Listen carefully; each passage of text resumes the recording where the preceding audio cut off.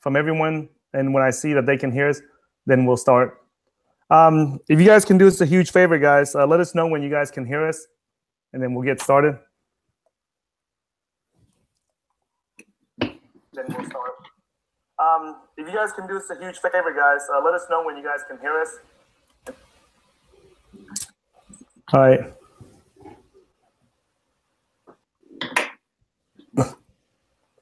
All right. Okay, so we got confirmation that everyone can hear us now. Audio is good. Excellent. All right. All right. What's up, guys? This is Ty Zen. I'm broadcasting today from Dallas, Texas. And with me today, I have a very special guest, Yossi Kaplan from Toronto. Say hello, Yossi. Hello, everyone. So Yossi reached out to me on Twitter. Noticed that, I was talking about Bitcoin Private, interviewing Rhett. We did the conferences, and we're putting those videos up soon. So he wanted to reach out to me and have a discussion about Bitcoin Private for the Canadian community, So when I looked at your site there, you're big into cryptos and condos. What's your background there, Yossi?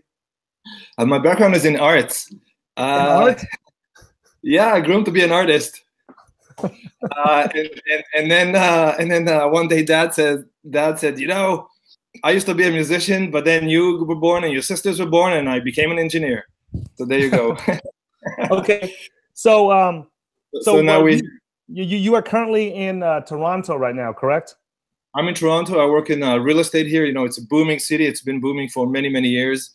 It's an amazing place. It's a place where anyone can come from all over the world. Everyone's equal. Everyone's beautiful. Everyone's the same. And we have a great community here. And with the introduction of cryptocurrency, it's just more of the human-to-human connection and the investor community. And that's what we want to connect. Hey, is it true that the Chinese are all moving their money into like Vancouver and Toronto, and they're buying up all the condos out there? Is that true? Like they're coming in with suitcases of just cash and then just buying out the condos? I mean, that's what I read about in the newspapers and online. I don't know if it's fake news, if it's real. You're in that space. How real is that? Probably more on the Pacific side. Although, the actual numbers show less than 5% of foreign money. But, my cousin from China or from Israel can send me the money and I can buy as a Canadian. So it's hard really to tell how the money flow goes. But there's definitely, an Asian influence starting at the Vancouver and the Pacific side. And then because Toronto is cheaper and it's advanced and there's jobs here and it's safe, then people come here too. Not only for China, but all over the world, really. So your background is in real estate. And so yeah. How did you get into cryptos? Because you just recently got into cryptos, correct? Well, we all heard about it for years, and that crazy guy at the coffee shop talking about crypto and all that stuff. Yeah, he's still there. And then I don't know, one day it just hit me, and when I go into a topic, I go full on and I try to learn as much as I can, as fast as I can, and really to try to understand every single aspect of it. And I got the bug, and before you know it, I'm giving a lecture for 40 people, which are a lot of my clients. And we're all very excited about this thing, and we want to know more. We want to learn more. Okay, so what prompted you to reach out to our channel? Who knows? Divine intervention. I saw. I'm very curious about the whole Bitcoin thing and how it works and the privacy and isn't Bitcoin used to buy drugs and guns?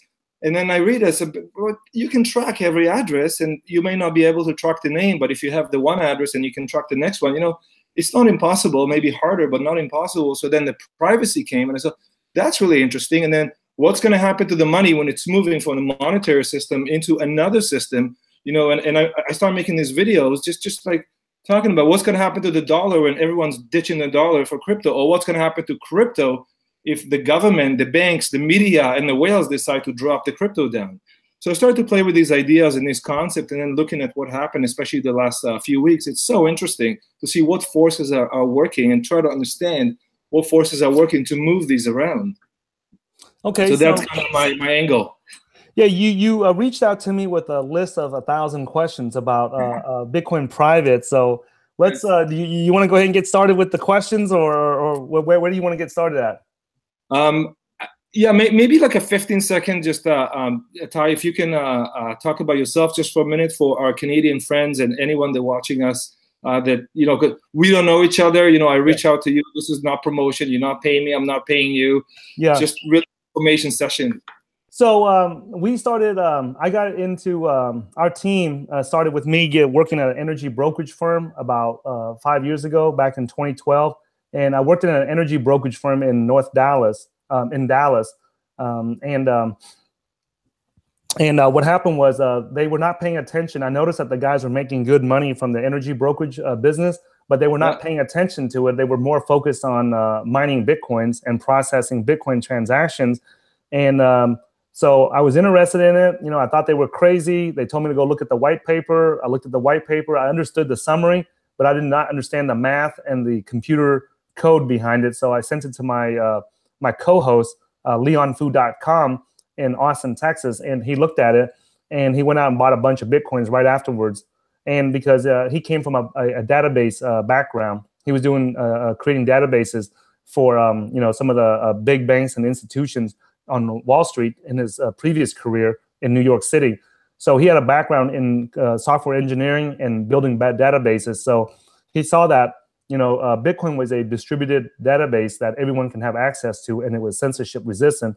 And he thought that was very innovative. So he went out and bought a bunch of Bitcoins. And so when I called him back to see if he can tell me why that Bitcoin was a scam, so I can tell the people that were working, the owners of the energy brokerage firm, that it was a scam and leave it alone. You know, he, instead of telling me it was a scam, he told me to go out and buy some Bitcoins. So I trusted him. And so I went out and, you know, he helped me buy some of my first Bitcoins back in 2013.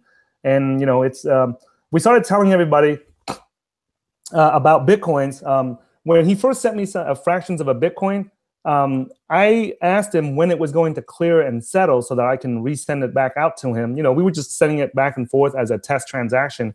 And what I discovered was that it settles and clears very instantly. You know, and you understand that you're in real estate. You know, if I come and buy a condo from you in Toronto, you know, it would take several weeks before the transaction is completed. You know, if you try to sell me $1 million condo, it would take 2, 3, 4 weeks, 5 weeks. You know, if it was fast, I would say probably a month. You know, from the time that I agreed to buy that. You know, it's not a few minutes or a few days. So that money gets trapped in there, you know, for a long time. And in the finance world, that gets trapped in there for several weeks, you know, and that costs people and businesses a lot of money. So when I saw that Bitcoin clears and settles instantly, you know, I decided to put nearly all my life savings into it at that time, because I thought, you know, I was a trader in stocks, futures, and Forex at that time. And so I understood the importance of being able to clear and settle a financial transaction, you know, fast. So, you know, 10, 50, back then, the transactions settle for within 10, 11 minutes, and it was done. And you can resend that Bitcoin back out. And the cost of it was at that time, we didn't pay anything. It was like a few Satoshis, you know. It was just, you didn't even pay attention to it because it was nearly free at that time. And at that time, I saw a $150 million transaction go through the Bitcoin network, and somebody paid 5 cents to make that transaction. And I realized this was very revolutionary. So we started making videos. We actually started the first Bitcoin and cryptocurrency trading and investing channel on the internet that I know of. You know, at that time, nobody was talking about investing into cryptocurrencies or trading cryptocurrencies. People only talked about Bitcoin. Nobody had the courage or the guts to talk about any other cryptocurrency besides Bitcoin. And we were the first ones to talk about NXT. Later on, we were the first ones to talk about, you know, investing into a project by a young kid named Vitalik Buterin called Ethereum. You know, we made a video called How and Why You Should Invest into Ethereum. You know, people thought we were crazy back then because the concept of a pre-mine was foreign to everyone back then. And they thought it was crazy. They thought we were nuts back then. And now they look at us, you know, back then, and now they call us legends and OGs of crypto, you know. So that's how we got into it, you know. Recently, a new project. So you know, we've been making videos to help the public get educated about, you know, cryptocurrency trading and investing, you know, for the last almost 5 years. And so we've been through several bull and bear markets. And recently, we found out that a guy named Rhett Creighton down in Austin, Texas, was was going to do a fork of ZClassic into Bitcoin, into Bitcoin Core. Hold on, Ty. Before you run there, let's just give our people, our real estate investors and the not so technical, just a word of a fork and ZClassic. Like, just introduce these terms, please. Okay, so there are right now on the market, there's about 1,500 cryptocurrencies. Just like we have like thousands of stocks out there on the stock market, we have right now about 1,500 cryptocurrencies. The last time I checked, and so all these cryptocurrencies are tradable on the exchanges. Some of them are traded on very popular exchanges. Some of them are traded on very unpopular or smaller exchanges. But these are things that you can trade. And so Bitcoin is the #1 traded cryptocurrency in the world right now. It's the most popular. And there are several versions of Bitcoin. The version that I'm talking about, I'm going to refer to it as Bitcoin Core so that everyone understands it. The people in Bitcoin Core are not going to like it because I call it Bitcoin Core because there's a civil war going on. The Bitcoin Core is the BTC, the top line at CoinMarketCap. Yeah, the one that's worth like $9,000, $10,000 right now as we're speaking, right? So that's the one that I'm going to refer to as Bitcoin Core, just to differentiate it from Bitcoin Cash, Bitcoin Gold, Bitcoin Diamond, Bitcoin Private, so that we know which one's which. How many of these Bitcoins exist? These Bitcoin exist because the problem with Bitcoin is that it does not have a final decision-making and implementation process. And in political science, that's called a governance process. They don't have a final decision-making process. So a lot of people mistaken that the consensus algorithm or the consensus mathematical algorithm behind it, the consensus is to agree on which transactions are added to the public ledger, to the Bitcoin ledger. But that does not determine how the entire network needs to be upgraded. Some people mistakenly believe that the consensus algorithm is how the network gets upgraded, but it's not. It's to determine what transactions are correct and which ones are not. So if I send you a Bitcoin, right, the way that Bitcoin works is that it's able to verify whether or not that Bitcoin that I send you, I actually have it, and then I actually sent it to you, and it's verified, it's recorded. So the consensus algorithm determines that portion, but it doesn't determine how the entire network gets upgraded. The people that don't understand what a governance process is, they don't realize what that means. So they think that that there's a way to upgrade the software. Right now, the way that Bitcoin software is upgraded is that you submit what's called a Bitcoin improvement proposal, and you submit it to the network. And if the people like it, they'll use it. So if you're a miner and you agree with it, then you upgrade and use that software. But if you don't like it, then you don't need to use it. And a lot of people in the Bitcoin community think that that's a governance process, and that really is not. That's just a volunteer program. If you want to, you can use the new software. If you don't, then you don't have to.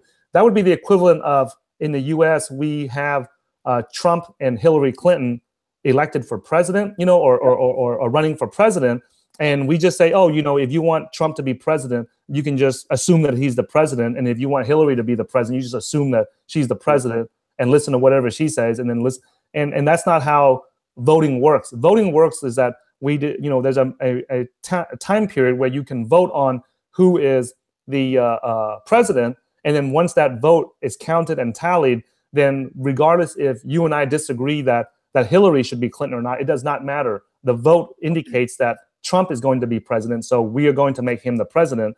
And we don't have that voting process in Bitcoin right now. So what happens is, because we don't have a voting process for people in the Bitcoin users to vote on what the software upgrade that they want is, what that does is it causes a community split where some people want this feature and then this side wants this feature. And because of that, what happens is they decide, since you don't want to implement this feature A that I want, or you don't want to implement this feature B that I want, I'm going to go and branch off and take the Bitcoin software because it's a public software and anyone can use it. They take it and they branch off. And when they branch off and update the software with feature A, and then this side over here branches off and upgrades the software with feature B, in the blockchain world, that is called a fork. So they branch off and they decide, hey, you know what? I'm not going to use your software. I'm going to go with this software version of Bitcoin. And this version is called Bitcoin Core. And this one over here is called Bitcoin Cash, right? And to the untrained eye, somebody that's new to Bitcoin, we've been in it since, almost near the beginning of Bitcoin. So we've seen this civil war going on. And a lot of people that are new to Bitcoin, they don't know that there's a civil war, a power struggle going on, because one community, one team wants to control the updating the Bitcoin software, and the other team wants to control the updates to the software over here, right? So what happens is they split off, and now the two biggest versions of Bitcoin is one is called Bitcoin Core, which is the one that's $9,000-$10,000, and the other one is called Bitcoin Cash, which is around like $1,000, $1,100, $1,200 right now. So let's bring the private in. So give me a bit of an idea. So the private is going to be another fork, right? It's another another implementation, new features, right? Yes. So what happens is what is the private? People don't really understand like the fork and the software. They're like, "Where's the money?" kind of thing. Okay. So here's something you have to understand. In the world of, it's just like in real estate. If you see somebody doing something and making money in real estate, guess what's going to happen? Everyone else is going to jump on it and do the same thing. Yes. Right. So if you see somebody, if you're new to, if you're a experienced real estate guy, if you see somebody else doing something that's new and it works, and you see that, hey, there's an opportunity to make money here, you're going to jump on it. Right. So you're not going to say no to making money in real estate when you are in real estate to make money. So when the community saw that when Bitcoin Cash, when Bitcoin split into Bitcoin Core and Bitcoin Cash, and they, it was worth, it went all the way up to Bitcoin Cash went up all the way up to like $3,000 something, then that triggers in everyone's mind that, hey, there's an opportunity to make money here if we fork Bitcoin, even if it's not worth, $10,000, $11,000, it's still worth several hundreds of dollars, right? So all these baby Bitcoins are now coming out, and I anticipate, and our team anticipates, that there will be dozens and dozens and dozens and dozens more baby Bitcoins that come along from the original Satoshi's Bitcoin. Yes. Right. And the reason why this will continue is because there's no final decision-making process called a governance process in Bitcoin. And in the future, all these new Bitcoins like Bitcoin Cash, Bitcoin Private, all these, we can anticipate that somebody will try to fork that too, simply because there's money to be made in it. So as long as there's an opportunity to make money in these forks, someone that knows what they're doing will try to fork it and make money from it. All right. Thank you. That's a good one. Yeah. Let's bring the private in. And first of all, we know nothing about private. We hear it's like it's an amazing thing. So maybe just like very simple overview of what is it for, why should we pay attention to it, why did you go and work with this guy? Just kind of the story behind this thing. Okay, so Bitcoin Private is originated from a cryptocurrency called ZClassic. Okay, so you have to understand what ZClassic is. ZClassic is a cryptocurrency that forked off of that came from Zcash. Zcash. Okay, and then Zcash came from Bitcoin. Right. All right. So we started with Bitcoin over here, right, and then we went to Zcash, and then we went to ZClassic, and then now to Bitcoin Private. Okay. So originally the team, his name is Zuko.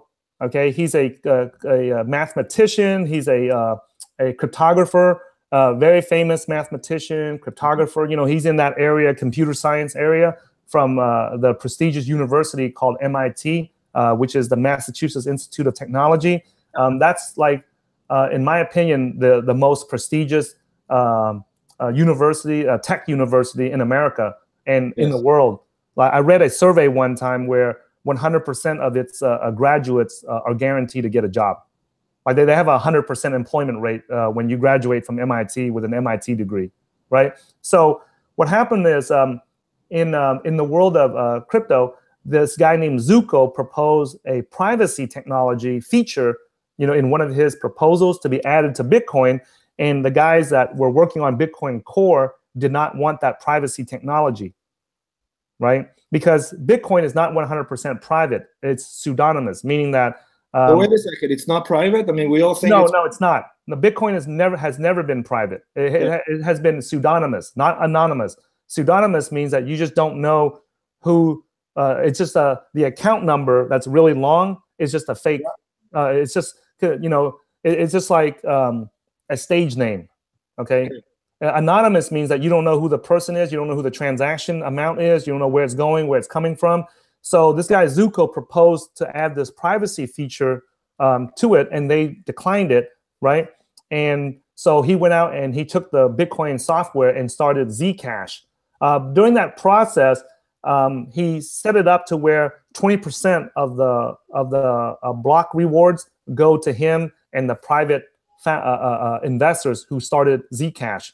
And there was a lot of people in the community that disagreed with that. They thought that that was unfair. So there's a huge issue in the cryptocurrency community with being fair. So that was something that they thought that was unfair. So they decided to, this guy, Rhett Creighton, who's also a computer science individual, computer scientist from MIT. Yeah. He lives in Austin, Texas right now. And he decided, you know what, I don't want to use a Bitcoin that has the privacy I want. The Zcash, he liked it, but he said, I don't think it's fair that they should take 20% of the block rewards of the new coins that are minted, okay, from the network. So he created what's called ZClassic, which removes that 20% of the rewards that go to the private investors.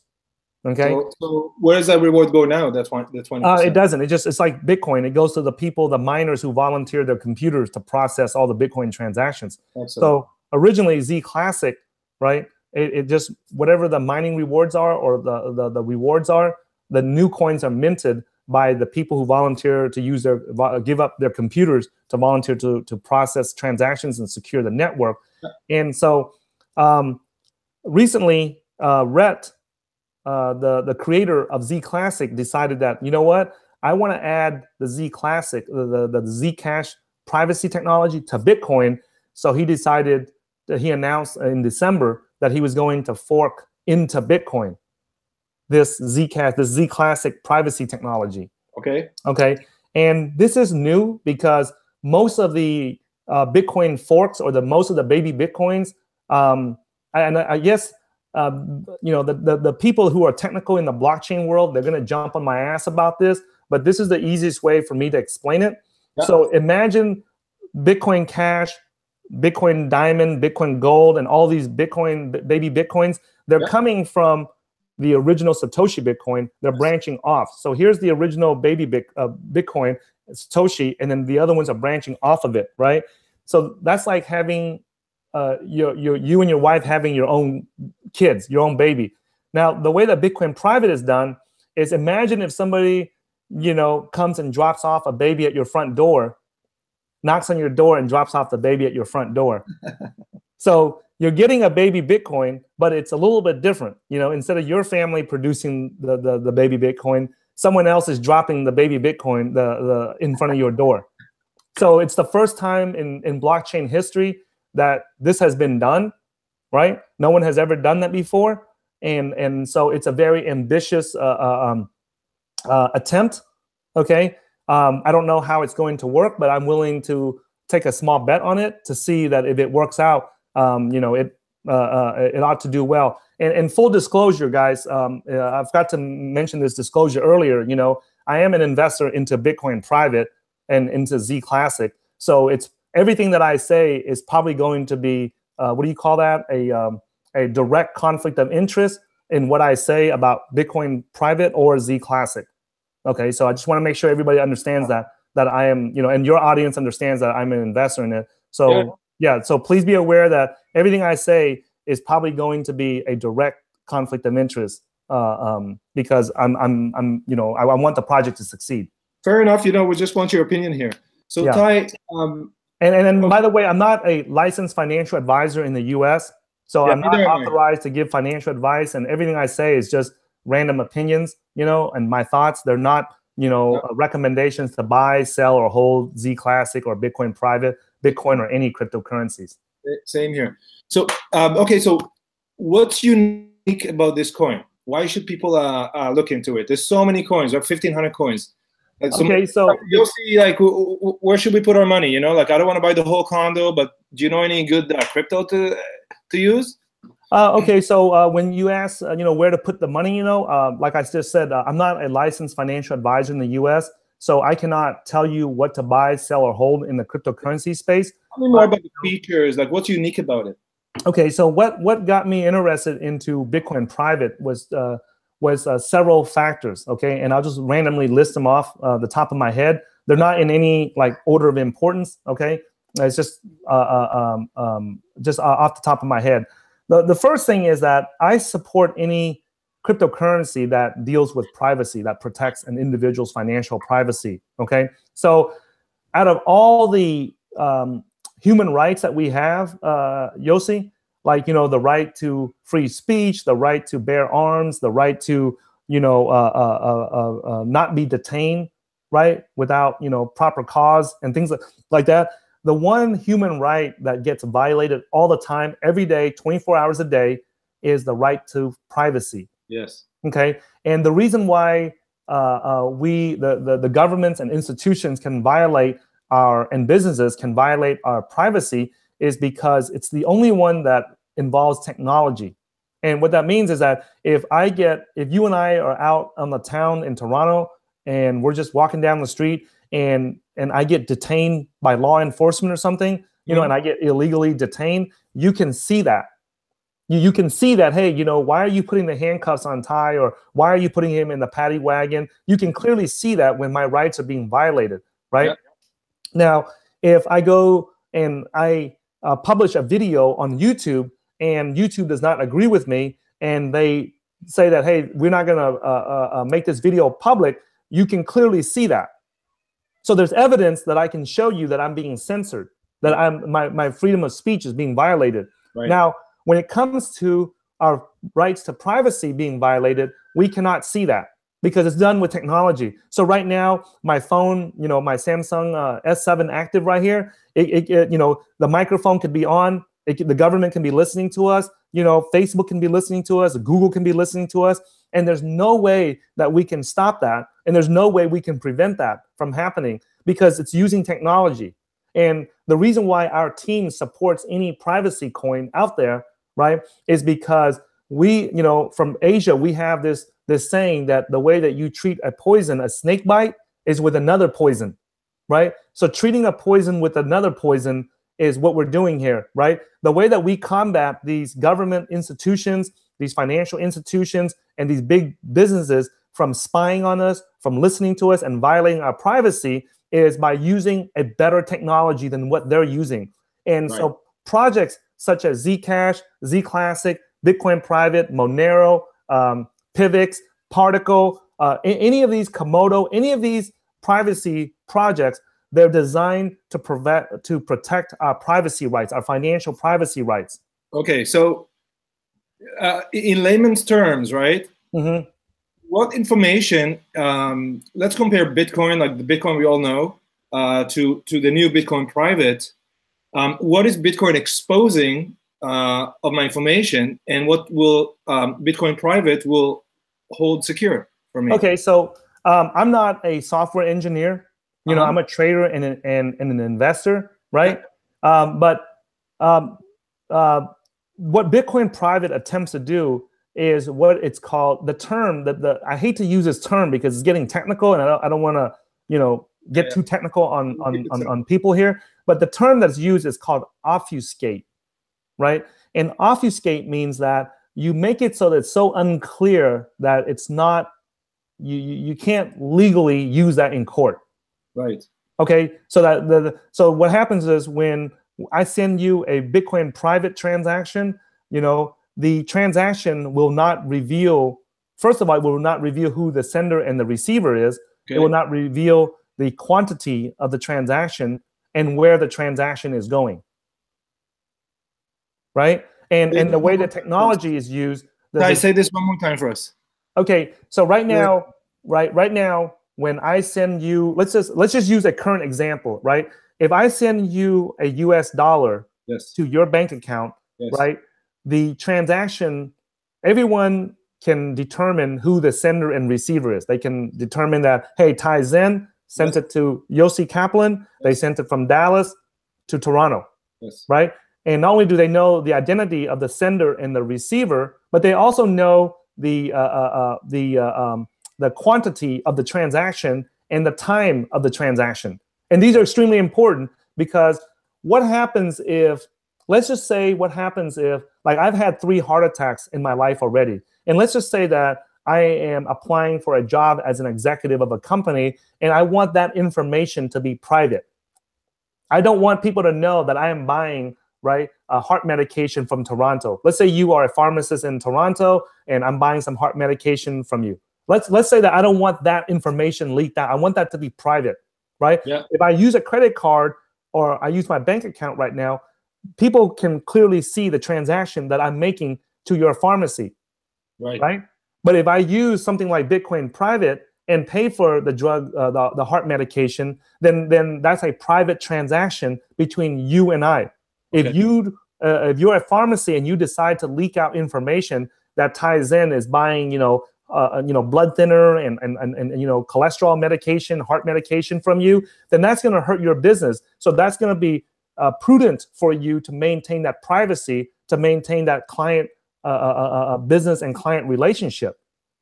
Make sense? So that's why we support anything that allows the individual end user to maintain their privacy. Great. Okay. So I want to send you a Bitcoin private, and you're going to send me whatever.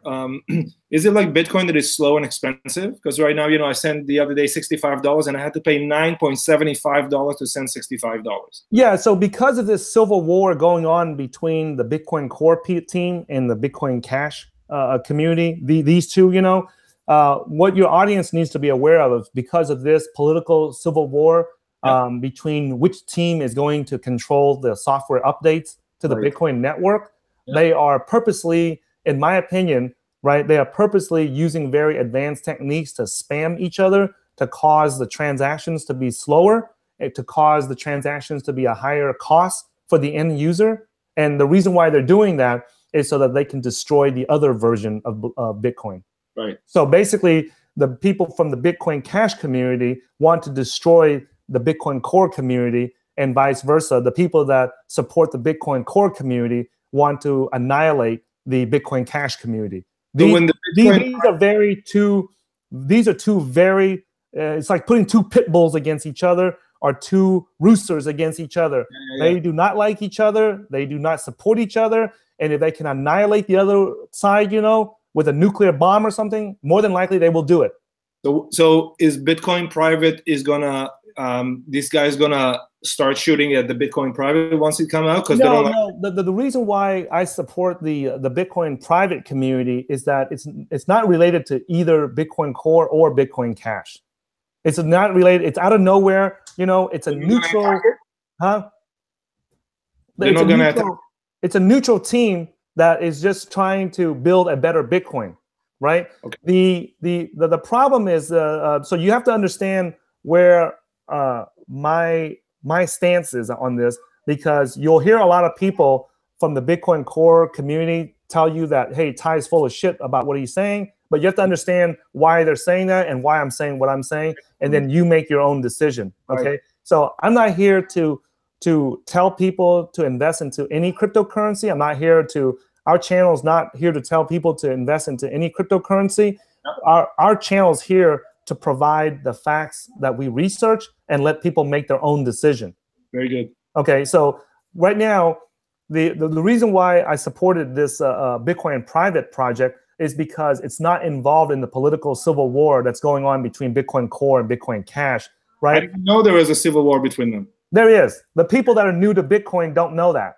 The people who just got into Bitcoin in the last 12 months, right? They don't know that. But the people who have been in Bitcoin since the beginning, right, know that. They know that there's a civil war going on between these 2 communities, right? And neither community likes the other. Now, we are traders and we are investors, and we are extremely grateful that we got into Bitcoin early. Obviously, we, did well for ourselves trading cryptocurrencies. And, we got into Bitcoin and cryptocurrencies because we believe that it's going to change the financial world and level the playing field for the little guys. Right? Can you hold on real quick? Yes. Hey guys, can you guys close the door for Dad? Max, close the door for Dad. Thank you. Okay. So what happened is that there's a civil war going on between the two communities, and they are trying to annihilate the other community so they remain the dominant Bitcoin, right? Because it pulls value away from like right now, like for example, like Bitcoin Cash is worth like $1,100. That $1,100 should have been in Bitcoin Core. Bitcoin Gold is like $200. That $200 value should be attributed to Bitcoin Core. So every split takes away from the original Bitcoin. Exactly. Reduces it. It weakens it. Yeah, exactly. And you want to support the Bitcoin because that's the core, that's the essence of the movement. Yes. So you'd rather put all your resources into the one because that's the one who's already the most established, the older, the bigger, the largest. Yeah. Instead of trying to kind of poke the dragon until it bleeds, might as well just use all those resources to make the dragon big and strong so it can do what it needs to do, which is create a new world. Yeah, so your audience needs to be aware when they're new to crypto. They need to be aware that the people in Bitcoin Core, they're never going to say anything good about Bitcoin Cash. Okay? They're never going to say that it's good. They're always going to say it's garbage, it's a shit coin, it's bullshit, it's garbage. You should dump it, you should sell it. Yeah. Right? Now, you're not going to find anybody from Bitcoin Cash that's ever going to say anything good about Bitcoin Core. Yeah. So just be aware that, like you have to be neutral in this, right? Like, how like you're in real estate, you're investing into real estate, you never want to be attached to a property. You're there to make money. You're not there, we have gone past the point of just making money in crypto. We're at a point now where we can actually, we've made enough money to where we can actually have a voice in the crypto space and actually make a change. And one of the reasons why we originally got into crypto was that because we felt that Bitcoin was going to change the world by serving the unbanked, by serving, as being the cryptocurrency, the currency unit that the whole world can use so that it can level the playing field for people that's in Southeast Asia, in Africa, in South America. We did not believe that the U.S. alone should be in control of the almighty dollar, right? We believe that there should be a universal currency that everyone can use, right? And right now, the Bitcoin Cash team wants that universal currency, and the Bitcoin Core team, they want it too, but they have a different way of doing it. So each team, ultimately wants to become the main currency, but they are taking a different route to do it. The route that Bitcoin Cash is taking, they claim is a shorter route to being able to serve all the unbanked people in the world, and the route that Bitcoin Core is taking claims to have a longer term sustainability. So that's where they conflict with each other also. I want to bring it back to the private. So the private is going to come, and I heard that the fork is going to be some sort of a fork. I want to talk about how we get this coin and okay. So there's two ways. There's two groups of people that will receive the Bitcoin private coins. Okay, there will be two communities. One will be the Bitcoin Core community. So anyone that's holding a Bitcoin Core will receive one Bitcoin private. So each Bitcoin Core right now costs around $9,000-$10,000, right? So if you own one Bitcoin Core, you will automatically receive one Bitcoin private. Do I need to have? This is what my guy's asking me. Like, where do I have to keep? Can I keep it on my ledger, or do I have to have it at the exchange? Like, how does it work? You always want to keep your cryptocurrencies on your wallet. You have control of it, the private key. Whoever controls the private key to that cryptocurrency is the one that will receive the baby Bitcoin. So it doesn't matter where you keep it, you will receive. Like, I keep it on offline, cold storage. I'm still gonna get it, right? Yes. And they're worried. It's connected from the network. Maybe they won't see me because I'm not connected. Okay, so let me explain who's going to get it first, and then let me explain the security precautions that a person needs to take in order to receive it. Okay, so that way we don't get the two confused. Okay, so like I said before, the people who own one for every one Bitcoin core that you own, and the Bitcoin cores are worth like right now as we're making this video around $9,000 something, right? So every Bitcoin core that you own, you get one Bitcoin private. 1-to-1. Yeah, 1-to-1. And then every ZClassic that you own over here, you also get one Bitcoin private. So now, why would you want to own the ZClassic versus the Bitcoin core? Right. Well, the ZClassic is worth about $110 right now. Right. So let's just round it off so that the math is easy. So you own, if you own one ZClassic that's worth $100, you get one Bitcoin private. If you own one Bitcoin core that's worth $10,000, you get one Bitcoin private. So if you look at the math, it's natural that people would want to go buy the ZClassic tokens so they can get it. Because for every ZClassic token you can get one Bitcoin private more at a lower cost by buying the ZClassic tokens. So let's say I want to blow up $1,000. I get myself 0.1 Bitcoin, round it up, or 10 ZClassic. Yes. If I have the Bitcoin, I'll get one Bitcoin private, and if I have the 10 ZClassic, I'll get 10 of the Bitcoin private. Absolutely. So then my guys go, okay, but the ZClassic, we look at the chart and it was like very, very low, and then when the announcement came, it went really, really up. What's going to happen after the announcement? Will it go back down and kind of like the snake that kind of shell the skin, and this thing will go away? And let's say, so what's going to happen to my $1,000 if I bought the ZClassic? It'll probably go back to zero. Can I make that money on the Bitcoin private, or should I forget about it and invest in Bitcoin? You know what I'm saying? Well, yeah. So that is the risk that everyone takes. Yeah. Right. So it takes the ZClassic, the risk that the ZClassic will be back to very low value once the fork has happened. Yes. So there are some people, that believe that there are traders out there that believe that when ZClassic after the fork, the value of ZClassic will die out. So it'll go back down, right? To where it was at around $3, $4, $5 before the announcement began, right? So what happens is there are several scenarios here, okay? And this is not financial advice, okay? I'm just speaking of like what could possibly happen, the possibilities, right? So one possibility is that ZClassic will go up, right? And then after the birth of Bitcoin private, the value will transfer over to the Bitcoin privates. Right? So let's just say that ZClassic is at $100 right now. But some people speculate. I don't know. I don't know this shit. Nobody knows this. Nobody does. So anyone that tells you they know, they're full of shit. Of course. Okay. So nobody knows what's going to happen. Okay. It's all a speculation. It's all a guessing game. Nobody knows. We understand. Even though as long as we've been in crypto and people refer to my co-host as the Oracle of crypto, and they refer to me as the OG of crypto, we still don't know. Nobody freaking knows. Okay, so it's just it just depends upon where you see the value. So we have a bias towards privacy. Right. We have a bias. So be aware of that because we are biased and because we are invested into ZClassic and Bitcoin private and into Bitcoin, and we believe in the right to financial privacy, we are going to be extremely biased, and probably everything that we say is going to be a direct conflict of interest for your viewers and our viewers because we are biased about it.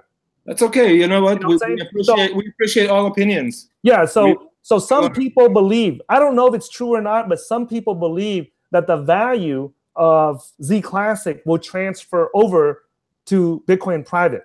Right. Okay. So at a minimum, the Bitcoin private will remain the same value as the ZClassic. Now, there are some pie in the sky dreamers that think that Bitcoin private will be the same as Bitcoin core's value, which is $10,000. And I don't see how that's going to happen. Like I don't see that anytime soon. Okay, it could be in the future, right? But nobody knows. I don't know. Nobody knows. And whatever I say about it is probably going to not be true or not be realistic because, the thing that viewers need to understand is that when someone puts their money into a project, they're going to be biased towards it, and there's going to be a conflict of interest in what they do or say because they have an interest in that project. Just like if you invest into a specific condo unit in Toronto, right?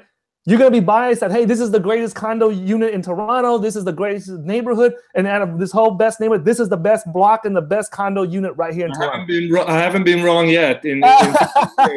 Okay. I've been wrong a bunch of times in trading. 100%. So this is what. So now you have to understand what the different scenarios are. Okay. Let me ask you this. Yeah. And this is from the I'm a dinosaur investor, right? Like dinosaur investors. That's all we know. I'm like my dad. Yeah. So, one thing that Dad would ask me would be, okay, so what's Bitcoin private better than ZClassic? That's a very valid question. That's a great question that I had to ask myself too before I dive into the project, right? So what makes Bitcoin private better than ZClassic? Okay, so ZClassic does not have the community size like Bitcoin Core, right? So out of all the different versions of Bitcoin, the version that has the biggest communities are Bitcoin Core and Bitcoin Cash. Those two versions of Bitcoin have the biggest community. And yeah, if you understand crypto, you will know that the success of that project is based on the community. Of course. The success of a crypto project is based on the community and not on the technology. Right. Okay. We know that to be true because the bigger the community is, the bigger the project is, and the higher the chance that the project has of succeeding. Right. Okay. Yeah. So just be aware of that, and that's the reason why you can have projects such as Litecoin, and they have the exact same technology as Bitcoin, and even better because the transaction speeds are faster, the network is faster, the transaction fees are lower, but it doesn't have the same community size as Bitcoin. Hence, the reason why the value of it is not the same as Bitcoin Core or Bitcoin Cash. So you're basically saying that taking ZClassic and making it into Bitcoin private will somehow increase the size of the community. It will increase the size of the community behind it. But if it's the same coin or similar coin, am I improving? Am I like is Bitcoin private better technically, financially, more privacy? Like, is it better features? Or is it the name thing? It's supposed to be, but we won't know that until it actually comes out. Right. It's just like, where I live in North Dallas. Yeah. There's an area of North Dallas called Prosper. It's a little, very, very small town, and it's like way outside of North Dallas. It's like 40 minutes outside of North Dallas. And the owner of the Dallas Cowboys, which is like one of the most famous American football teams, the owner of that team, his name is Jerry Jones. He bought up a bunch of land and property out there in the area around Prosper like 2 decades ago, before anybody even knew what the name of that town was. Right. And he anticipated that the city of Dallas will grow further and further and further north until it reaches Prosper. And then that land is going to be extremely valuable. And he's going to build houses, shopping centers, and all that stuff there.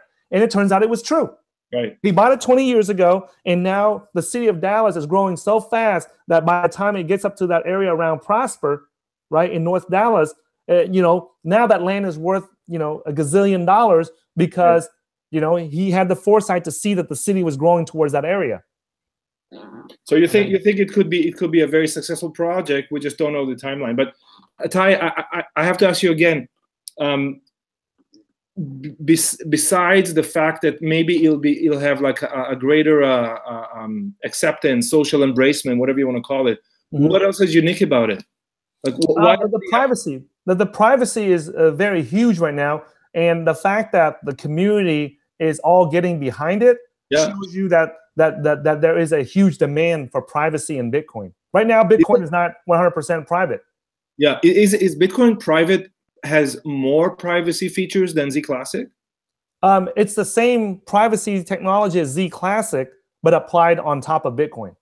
And ZClassic, but sorry for all these questions. I'm just representing all the investors that know. Absolutely. Oh no, absolutely. You're asking all the right questions that you should be asking, and the questions you're asking are good questions because they're not troll questions.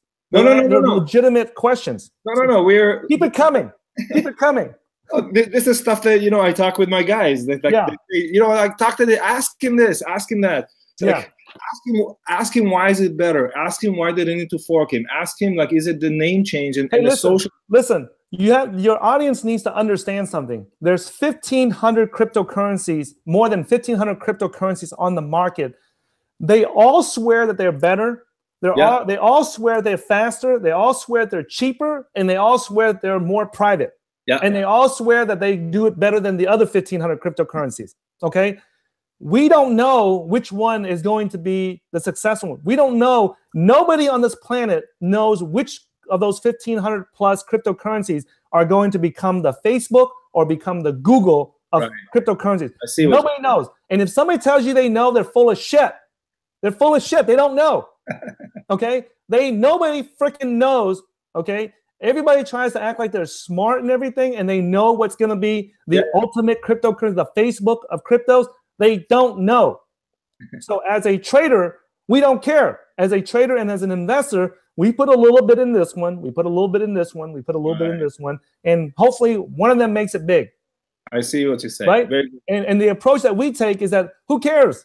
If it's wrong, it's okay. We only bet such a small amount that if we're wrong, it's not going to destroy our efforts. Right?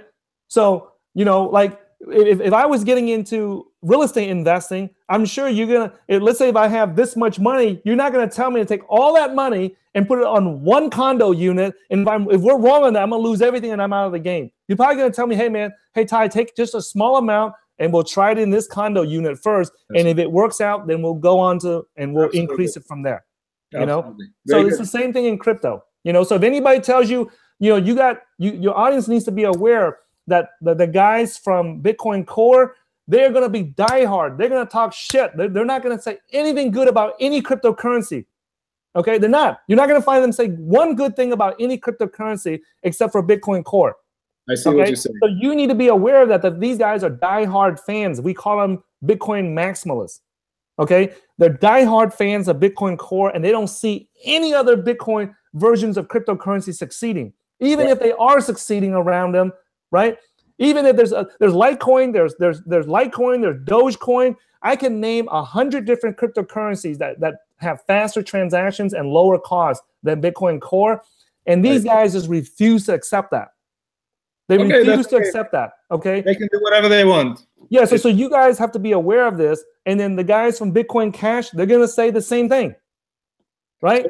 So you're basically preparing us to a fact that, like, I'll interpret completely for interpretation here. Yeah. I'm getting. Just be neutral. Just be neutral. Don't be attached. I'm an investor. I'm not neutral. I want to see where to go. I'm not absolutely not neutral, and I'm not objective. I'm 100% subjective. I'm looking in my site. Yeah.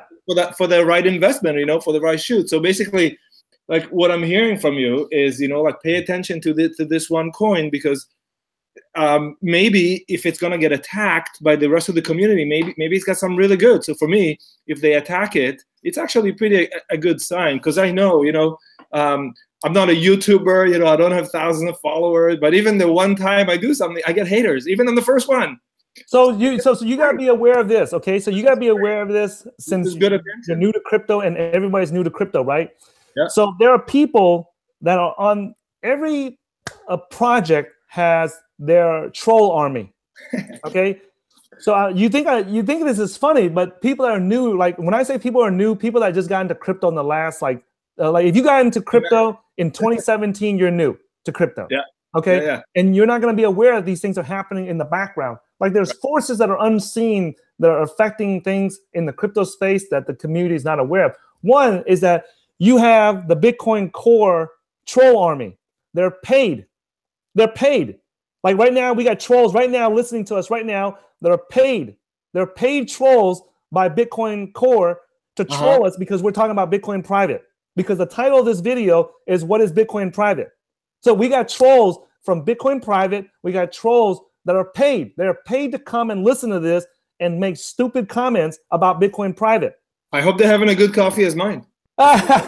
So just like when we're broadcasting when we hosted and broadcasted the first official Bitcoin private conference just a few days ago, last Sunday in Austin, we had thousands, we had hundreds of paid trolls, right? That we suspect are paid to troll Bitcoin private as we are broadcasting, and they're trying to influence the direction of Bitcoin private. And what a lot of people in the Bitcoin private community don't understand is that those are paid trolls. They are paid to steer the direction of Bitcoin private in a different direction than what they need to be. I got to tell you something. From my arts and media studies, I can tell you that, and from life, I can tell you that if you do something right, you're gonna have a lot of people come out of the woodwork and start screaming and yelling. Oh yeah, because they get terrified. So actually, I find that the trolls and the haters are very good because they actually do a lot of the marketing job for me or for you. If somebody's gonna trash talk me or anyone, they're actually doing them a favor because they're sending them energy. They're sending them. It's actually a wonderful thing. So the more trolls actually shows that they pay attention to you, and these trolls actually get your project out in the open. If they completely ignored you, no one would know. But because we live in the social media world, actually the trolls are perfect. I love trolls. Bring them on. Bring a million trolls because they will bring more and more eyes, more and more ears. Well, that's one way to look at it from a social media marketing perspective. I guess that's one way to look at it. I just look at it like this. Is that for anyone that's for your audience that's listening to our channel or following our channel or anyone on crypto in the crypto space, here are some suggestions that I would share with your audience. One is that if somebody just bought their Bitcoins just 2-3 months ago, right? If they've been in the space for 3 or 4 years, they should be multimillionaires already. And if they're not, I would hesitate to listen to them. Yeah. Right. And then the other thing too is that if I listen to the people online, I rarely listen. Matter of fact, I don't recall following any trader online. Right. If you notice on my Twitter, the only people I follow are projects. Because I want to keep updated on what the projects are doing. Right. I don't follow any damn trader. Yeah. I already know how to trade. I already know how to invest. Why? I already know how to speak English. I don't need to go follow somebody to teach me how to read, write, and speak English. Absolutely. You know what I'm saying? So I don't need to do that. Okay. So if you'll notice, I don't follow any traders out there. I don't follow any billionaire traders. I don't follow any trader. My team, I'll put up my team against any traders out there. So I don't worry about that shit. Right. The other thing too is that if somebody doesn't put their money on the line, I don't listen to them. Like if you tell me, hey, Ty, I'm investing into this condo unit here because I believe that this is going to go up in value. My question is, how many of those condo units did you buy? Exactly. Right. If you say I didn't buy any, I'm like, well, I don't need to fucking listen to you then. Absolutely. Right. Put your money where your mouth is at. Whenever you gotta say, you gotta eat your own dog food. Yeah, exactly. I come from the projects. I come from the hood. Okay. If you're a badass, when some other guy challenges you, fight him. Don't walk around like a badass, and then when somebody challenges you or calls you out, you're scared and you turn around and run and tuck your tail between your legs. So that's the mindset that I come from. You know what I'm saying? Is that if you don't put your money where your mouth is at, there are guys that I talked to today that got into Bitcoin 4 or 5 years ago, and I put nearly all my life savings into Bitcoin when I first got into it, right? And I see guys today that I meet at conferences and stuff, and they've been in Bitcoin for 4 or 5 years, and they say, hey, they're big proponents of Bitcoin, blah, blah, blah. And I ask them, well, how many Bitcoins did you buy back then? And they talk about they bought 1 Bitcoin or 2 Bitcoins. Well, right. I'm glad that you believe in it, but you probably didn't have a strong enough belief in it. Fair enough. So that's what I would share with you guys, is that any project, whether it's Bitcoin private or not, is that I would only pay attention to the people that actually have skin in the game. Fair enough. I don't pay attention to anybody online that has no skin in the game. And the more that they troll online, the more I don't pay attention to them. I look at it as just humor. I look at it as, hey, these guys are funny. I'll tell you what, man. I wish that there was a way to tag some of the trolls that troll on our channel, because some of them are good. Like the professional ones, they're good. They're good, man. Like I don't mind having those guys around, you know, because those guys, man, they come up with some good shit, man. You know, but most of them are amateurs, you know. And this is a message to anyone out there that's any of the trolls following us right now. If you're gonna be trolling me, man, step up your game, man. You know, I've been broadcasting for nearly 5 years now, and you know, I've seen all the trolls out there, man. So if you're gonna be trolling my channel, make sure you step up your game. You know, so come out of the basement. Well, no. The really good trolls, they don't use terms like shitcoin or garbage, and they're actually trying to be professional.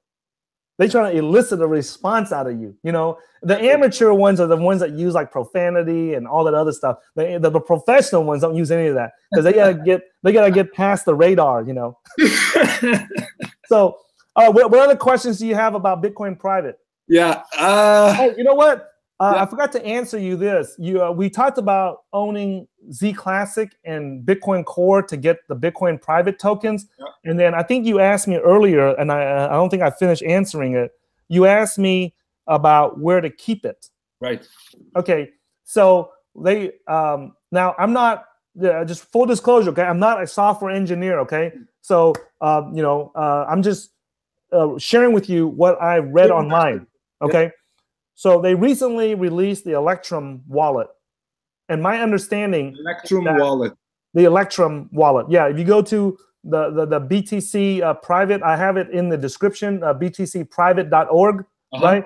They have information there about the new Electrum wallet that they just released that supports a Bitcoin private.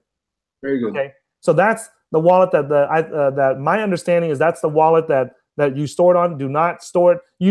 You should never store any coins on exchange. The only time that I put coins on the exchange is when I send it there to make a trade, and the minute I finish making the trade, I send it back to my hardware wallet. Right. Okay. And for beginners, I do not recommend any beginners get involved in any cryptocurrency that does not have a hardware wallet. Fair enough. Okay. So if you cannot store it on a hardware wallet, I would not mess with it, especially you know, because every week we get notices from people who've lost thousands of dollars trying to get into ICOs, trying to get into all these different cryptocurrencies, right? And I'm telling you, right, to be safe, right? And here's the other thing too. When you get a cryptocurrency from an exchange, right, before you put $10,000 or $1 million into any cryptocurrency, you make a test transaction with like $10. Yes. In other words, get like $10 worth of that cryptocurrency, send it to the hardware wallet, and then send it from the hardware wallet back to the exchange, and then from the exchange back to your hardware wallet, from the hardware wallet back to the exchange, and do that about half a dozen or a dozen times until you mentally understand what's going on. And then once that proves that you understand what's going on and it's safe and you can actually transfer it back and forth, at that point, that's when I would get the remaining balance. Absolutely. And that's not financial advice. I'm just sharing with you guys. It's good life advice, you know. The computer security. A little bit. Just do a little bit of a test. Yeah, test small. Always test small, right? Okay, man. Maybe just one or two more things, and then we'll wrap it up. Yeah. And then while you look at the questions, I'll tell the audience. You know, if you guys have any questions for myself or Yossi, you know, please put it in the chat box, and we'll take the questions live. And also indicate the city or the country that you're listening in from. Also, that would help too. Cool. Yeah. So go ahead and drop the questions in, and make sure it's a question, guys, about Bitcoin Private. If it's something else, I'm gonna have to skip the question and answer it later in a different video. So this video is about Bitcoin Private. Oh, hey, while we're waiting for the questions to come in, I also want to mention that if you're listening to this, right, the Bitcoin Private community is going to run their first. So we had the first official Bitcoin Private conference in Austin last Sunday. Yep. And then next Saturday, I believe they're going to have the first, it's a second official Bitcoin Private conference, but it's more of a dev conference. How did it go in Austin? The one in Austin is fantastic. We had a huge audience. We had to switch from a small room to a bigger room just to accommodate everyone. And we should have the professional grade videos out in the next couple of days after they finish editing it. You know, more of a technical conference, or is more of an investing style conference? No, it's not an investing conference. It's a technical dev conference for developers. Right. You know, so I will not be there. So just so if people are asking why I'm not there, it's because I'm not a dev. I'm not a technical person. Okay. All right, Ty. So I really have like a couple more questions on behalf of our audience, and I'll give it both of you together, and you can answer whichever way you want. Okay. Yeah. And they want to know. They asked me if they can buy Bitcoin private now or later. And you cannot buy Bitcoin private. If somebody tries to sell you a Bitcoin private token, they're full of shit and they're trying to scam you. There's no such thing. Okay, but slow down and explain to us. If they want to buy it, can they buy it? How do they buy it? You cannot buy a Bitcoin private token yet because it's not available. There's no. Right. The fork has not happened yet. The snapshot date will happen on February 28th. We announced that at the first Bitcoin private conference last Sunday, and it will happen on the 28th. And here's something that your audience needs to be aware of. It happens on the 28th. They got to take a snapshot. That means that they're going to take a photo of the entire Bitcoin Core blockchain. Yes. Right? So they'll know who to airdrop, to drop the Bitcoin privates into everyone's Bitcoin Core account. Right. And then immediately after the Bitcoin Core snapshot is done, they have to jump on it and then take a snapshot of the entire ZClassic blockchain. Now, the Bitcoin private, the Bitcoin Core snapshot is, they don't know the exact time that it's going to take because that's going to depend upon the difficulty of the entire Bitcoin Core network at that time. If the difficulty is low, the snapshot will be a lot faster. If the Bitcoin Core difficulty levels are high at that time, the snapshot will take a little bit longer. So there's no way that anyone can predict. Well, they can, but it's not very accurate of how long that time, that snapshot duration will take. And after that's done, the ZClassic snapshot should be very quick because the difficulty levels in the ZClassic network is much lower. Okay. Okay. Great. So after that happens, then the fork will happen at the beginning of after the snapshots for both of those blockchains are done. Then that's when the fork will happen for Bitcoin private, and at that time, then the Bitcoin private tokens will be available. So if anyone will come into existence, yeah, they will come into existence. Yes. And then let's say there's a guys they didn't they don't have any ZClassic or Bitcoin, but then they woke up on March the 1st and go, Bitcoin private, where do I buy it? So on March 1st, where do they get it? Okay, so one way to get it is from another individual that owns Bitcoin private at that point. If someone, so there's a lot of questions in the community about when will it be on an exchange. Okay, right. And I need to address this issue because a lot of people are asking this question in the community and they don't understand how the exchange listing process works. Right. Okay, so the way that a coin gets listed on an exchange, right, for anyone that's new to cryptocurrency, is that someone has to submit a request or an application to list that specific, let's just call it XYZ coin, okay? So to list XYZ coin, they have to send that application in to request it. Once that request is reviewed, that application is reviewed, the exchange will review it, and if it makes sense, right, they'll ask for additional information. And at some point in that review process, they are going to require an NDA, which is a non-disclosure agreement with the person or with the team, okay? So I am not requesting an exchange listing at the moment for Bitcoin private, and I do not know anyone that I am working with in the Bitcoin private community that is asking for, is submitting a exchange listing, okay? So I don't know. I don't know the answer to that, but I do know this. I know that whoever it is that's doing it, right, if they are doing it, I'm not saying that they are, but if someone is doing it, more than likely they are under a non-disclosure agreement and they cannot disclose it to the public.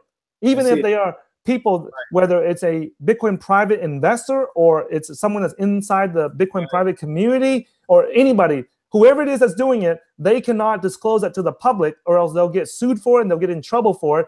And if they do disclose it to the public, more than likely that exchange will not list that coin because you just violated their non-disclosure agreement. Right, so if anyone out there tells you that they're working on listing it, or that here's the status of the exchange listing process, they're full of shit. Right.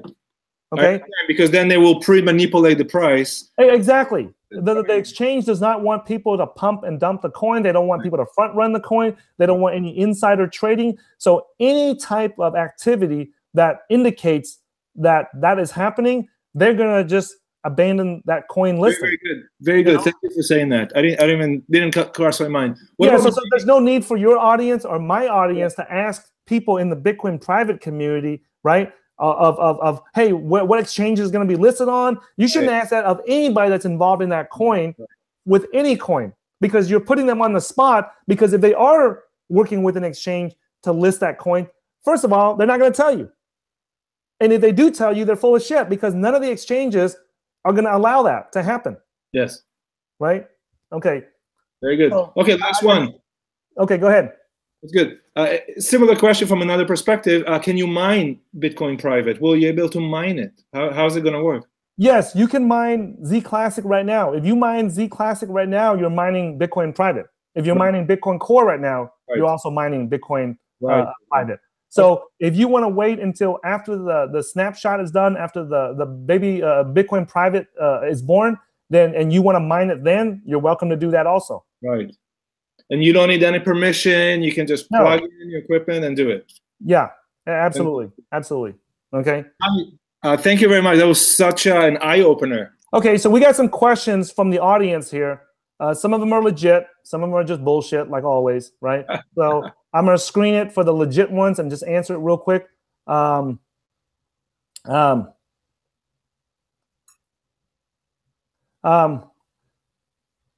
me see. So this is a question here from Finbarius777. He asked, could Bitcoin private be bigger than Bitcoin Cash? Nobody knows. It could be. It could not be. I mean, nobody knows that, right? That would depend on the community support. If more people would like this one, they go there.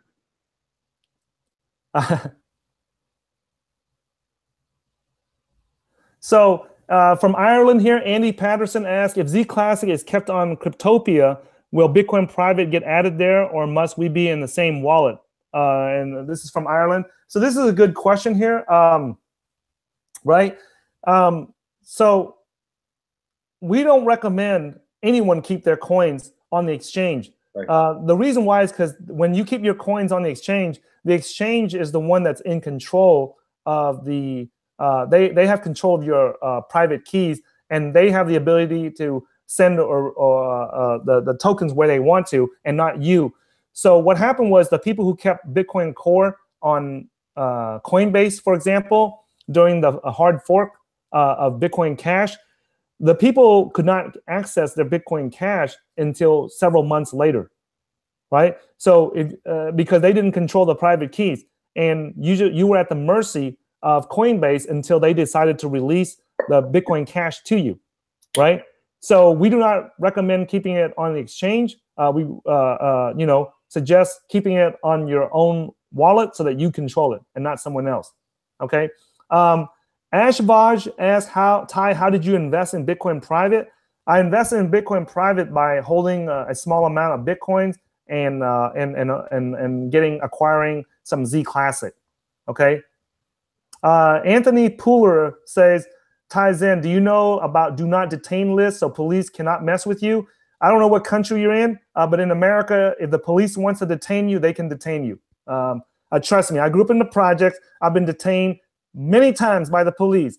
There ain't no do not detain list, and there ain't no rights when the police are handcuffing you, okay? So all that shit sounds good in theory, but when the cops are stomping on your head and putting handcuffs on you, you're gonna realize the truth that you don't have no rights. When you're breaking the law, you don't have no rights, okay, in America.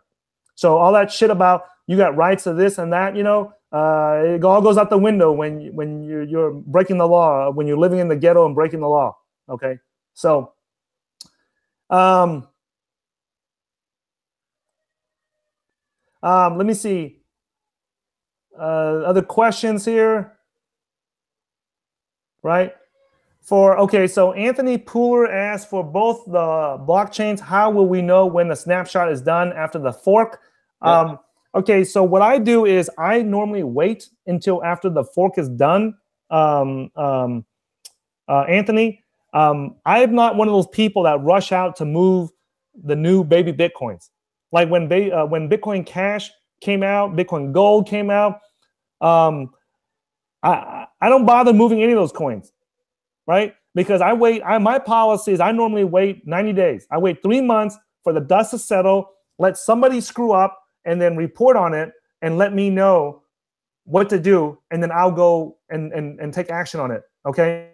So right now, I keep my Bitcoins on a hardware wallet, and I don't move anything. I let everybody else, because over the years, we started this channel, we screwed up, and we share with our audience our mistakes, our screw-ups, so they can learn from it, right? But there are certain things that I don't want to screw up anymore, right? Let somebody else, there's enough people out there in crypto now, I'm going to let some of them screw it up and then share it with me, and then I'll turn around and learn from their mistakes, okay? At this point, some of these mistakes, I just prefer somebody else make it before I do, right? So I just leave it there. So that's my policy, is I don't touch any of the baby Bitcoins for at least 3 months, and let the dust settle, let people, do what they want with it. And some people say, hey, Ty, what happens if the price drops or the price goes up? Well, it doesn't matter to me. Well, the reason why is because if it was going to succeed, it's going to succeed. And if it fails, it was going to fail regardless if I have access to it in the first month or not. Okay. And it's not like you bought it, you just got it. Yeah, you just got it. Exactly. Let me see. I don't know why everybody's talking about Steam and this video is about Bitcoin private, right? Okay, we'll know when the snapshot finishes on that day, Anthony, because more than likely the Bitcoin private Twitter will announce it. And also, my policy is if I wait 90 days for the snapshot, the fork, and all that to happen, I really don't care if it happens on that day. I'm not going to do anything. Right. I'm not going to do anything on the day that it forks other than probably talk about it. But as far as moving coins around, stuff like that, to me, that is too dangerous, too risky, and the network is not stable yet. And I'm not going to go out there and lose all my Bitcoins or my Bitcoin private or my ZClassic. I'm not going to lose anything during that fork. I'm going to let the dust settle and let the people who are anxious and can't sit still and are impatient, let them mess up, let them report on it, and I'll learn from it. Okay? Let me see.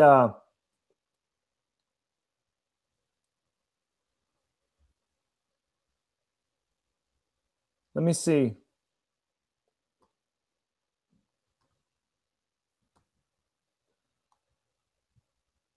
Okay, so this is a good question here, Yossi, that your audience needs to be aware of. Abdi Rahman, right, from New York City, asked if Bitcoin private is going to be private by default. Okay, that is a really good question. Why don't all these privacy coins make their privacy coin private, 100% private by default? Why do they all have the feature to make it private, 100% private, or not? Right? Why is that feature there? The reason why is because a lot of the exchanges to comply with KYC and AML laws in the US and most Western countries, to comply with the Know Your Customer and anti-money laundering laws of that country, it is mandatory that you have to know the customer that you're making the transaction, meaning that you have to know the identity and the quantity of that transaction.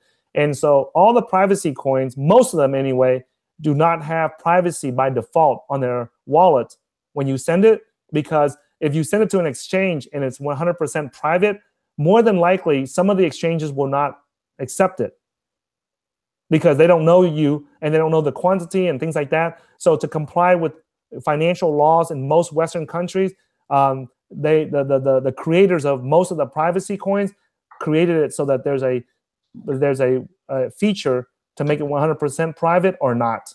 So you can turn it on and off? Yes. Some of them you can't, but most of them that I know of, they do. The Bitcoin private will be similar? I'm sure there is. And the second reason for that is that it takes a long amount of time. Like for Zcash, for ZClassic and Zcash, right, to make a private transaction, it eats up about like 3 gigs of RAM, and it takes about like 2 or 3 minutes.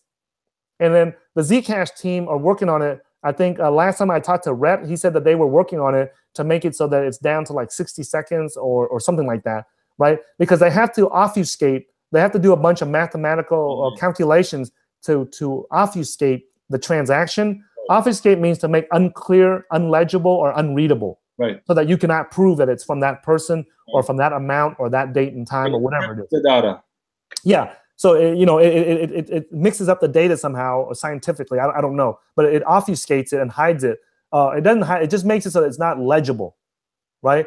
So that eats up a lot of computer resources and it eats up a lot of time. So you may not always want, like if you sign up to one of our and purchase our home study course or sign up and register to attend one of our 4-day cryptocurrency investing boot camps, and you pay with a privacy coin, we don't care if you send it 100% private or not, because we're going to pay taxes on it. We're going to report it to the IRS that we got this as revenues for our company, right? So we don't care if it's private or not. So you might as well just send it, publicly, and then that way the transaction is much faster, right? There's no need to consume more resources than necessary to send that, because we don't, the recipient, which is us, do not care if it's private or not. But if you send it to somebody else, a friend or a colleague or another trader that wants privacy, then you may want to activate the 100% privacy feature and then send it then, right? Very good. So I'll just take one more question here and then we'll wrap it up. Let me see. Right? Darth Crypto here, he says that there's no cryptocurrency called Bitcoin Core. Now, whenever I call it Bitcoin Core, it really just pisses off and frustrates the Bitcoin Core guys, supporters, right? Because they by doing that, they feel that that's an insult to them to call it Bitcoin Core, okay? And he says that Bitcoin Core is a GitHub repository and one of the many clients that is compatible to the consensus rules, okay? And I agree with him. I'm not disagreeing with him at all. Like, what he says is 100% true. Darth Crypto, if you're listening to this, if you're still here, you're 100% right, okay? The reason why I refer to it as Bitcoin Core is not so that I can trash Bitcoin Core or be negative towards them or none. Like I said, I'm a trader. I'm neutral towards any of these baby Bitcoins or any versions of Bitcoin. I don't care, right? I just hope that one of them succeeds so they can help all the unbanked people in the world. That's all I care about, right? If one of them succeeds, great. If it's Bitcoin Core, Bitcoin Cash, Bitcoin Private, by all means, whichever one succeeds, great. And if they all succeed, that's even better, right? Now, I call it Bitcoin Core so that my audience can differentiate which version of Bitcoin I'm talking about. Right now, we have about half a dozen or 7 or 8, 9, I don't know, I lost count of how many versions, how many baby Bitcoins there are out there and how many versions of Bitcoin we have out there. So I refer to it as Bitcoin Core, right? Not so that I can badmouth them or anything. I just want my audience to be able to know which version of Bitcoin I'm referring to when I'm talking about it. Because in 2018, I expect dozens and dozens of baby Bitcoins and different versions of Bitcoin to be created. And if I don't distinguish that now, later on, a year from now, when we have 5 dozen or 100 versions of Bitcoin on the market, and people go back and watch my old videos, they're not going to know which version I'm talking about. Right. So I'm anticipating these hundreds of versions of Bitcoins coming out. So I'm referring to it as Bitcoin Core so that future viewers will know which version I'm talking about when they go back to this video a year, 2 years, 5 years from now. Okay. The other question is Bitcoin Private going to utilize Lightning Network? I don't know, right? More than likely, if Lightning Network works and it proves to be secure, because there's reports right now that people are losing money in the Lightning Network, which is supposed to be a second layer technology on top of the Bitcoin Core technology that's supposed to help make transactions faster and cheaper. I have seen some testnet demos of it online, but I have not seen anybody transfer large sums of money, like millions of dollars, through the Lightning Network. And the people that created the Lightning Network are recommending that people don't use it to make large transactions. So if the people that are building the Lightning Network do not feel safe about using the Lightning Network, then I cannot recommend that or tell my audience or your audience to do it, when the people that actually, the engineers that are working building Lightning Network are not recommending it, right? They recommend using a small test transaction, $5-10, but don't do anything more than that, okay? And I cannot comfortably go and tell people, right, about using something that the creators say that is unsafe. You know what I'm saying? This is not like, rumors or something. The software engineers that are responsible for it are telling people don't use it yet because they haven't finished testing it to prove that it's safe. Okay, so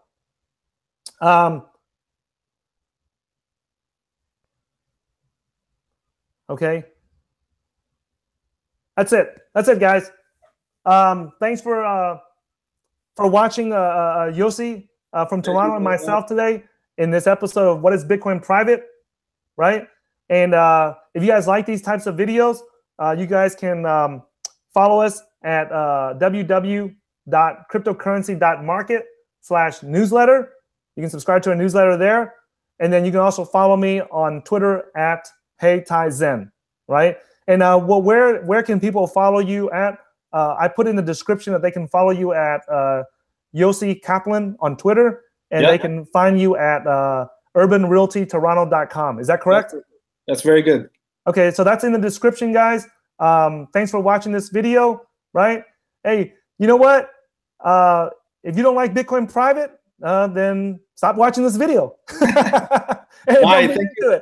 Hey, listen, thank you so much. Yeah, I want your audience to know this. There's a lot of people that are very passionate about those 1,500 cryptocurrencies out there, right?